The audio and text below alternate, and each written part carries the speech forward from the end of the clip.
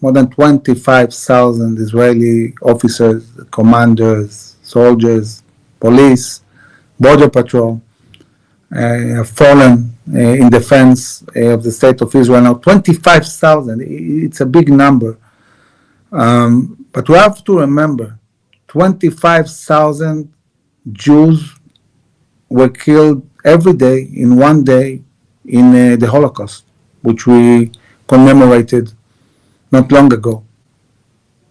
We are able to defend ourselves by ourselves today. And even if we have to pay a certain price for having freedom and having our own Jewish state, the price is not even close to the terrible price you pay when you don't have a country, when you cannot defend yourselves by yourself.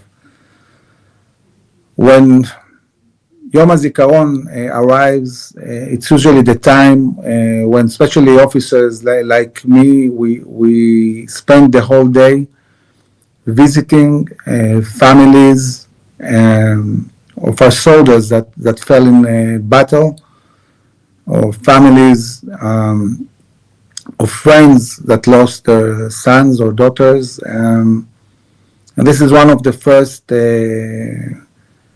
Zikaron day that the day is not long enough. And I know I'm not going to see all the families. I'm going to visit early in the morning the family of General Dedi Simchi, who is a member of IDSF, and his son Guy fell on the 7th of October. He was in the party, and he fell in Kibbutz Re'im, fighting hand to hand with the terrorists and saving a big group of kids that were in the party. And then I'm going to the house of a very close friend, General Sheli Moshe. Sheli Moshe commanded the Corps of Combat Engineers. I was his deputy. I was also his deputy when he commanded the Battalion 605.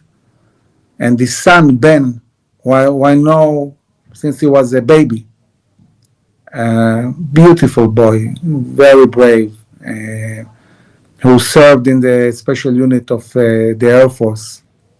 He fell in Gaza while rescuing hostages from a tunnel.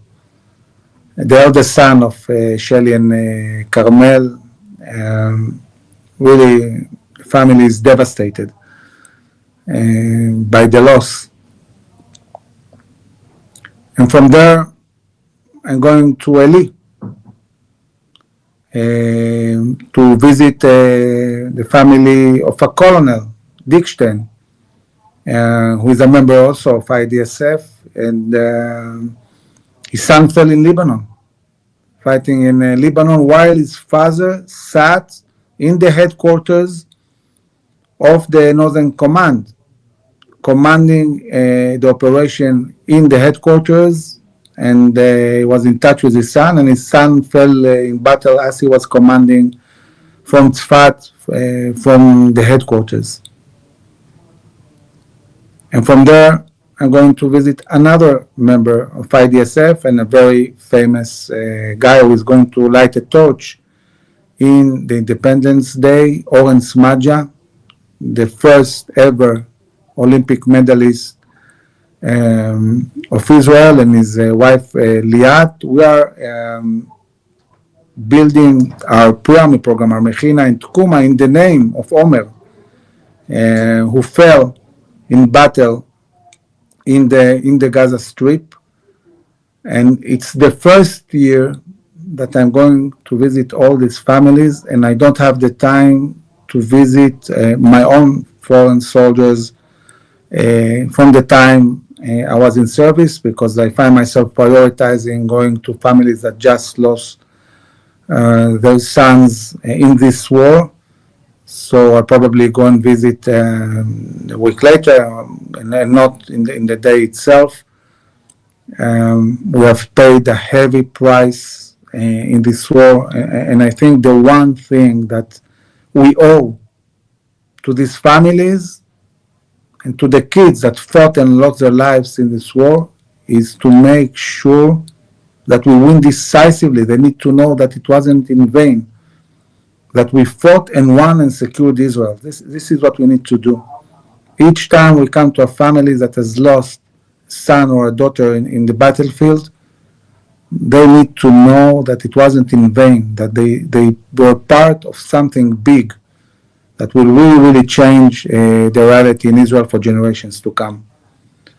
So it's going to be a very difficult and sad day, but like any Jewish Commemorance Day, it's going to end in the evening with festivities, with the Independence Day, and remembering that yes, we paid a heavy price, but we're independent, we're strong, we're striving, and they won't win. They will never, ever win against us again.